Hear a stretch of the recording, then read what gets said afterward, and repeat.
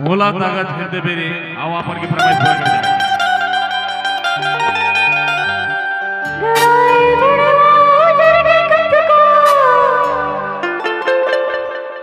टूट गए मोर सगाई रे,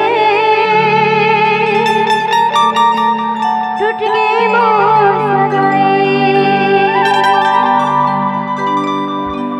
घड़ाए बड़ा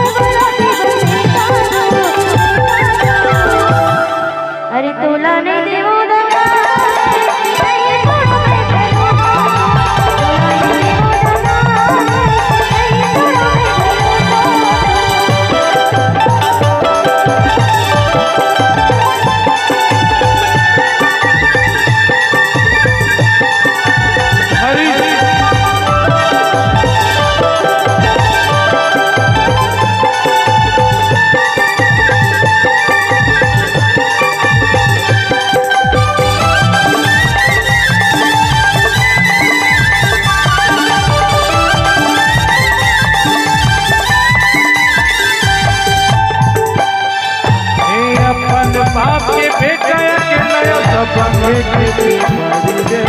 सबंगे खेती माया मन भोला काका से बेटा जगा जगा का बेगारी वो जगा जगा का बेगारी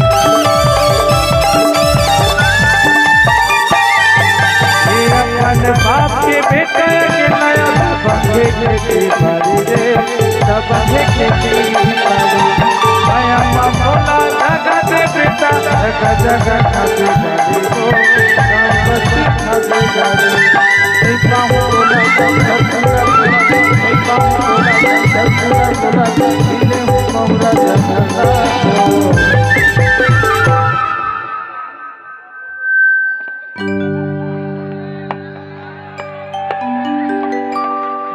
बोला जगा दे बेगारे थोड़ी दे बेका दे बेका थोड़ी दे बेका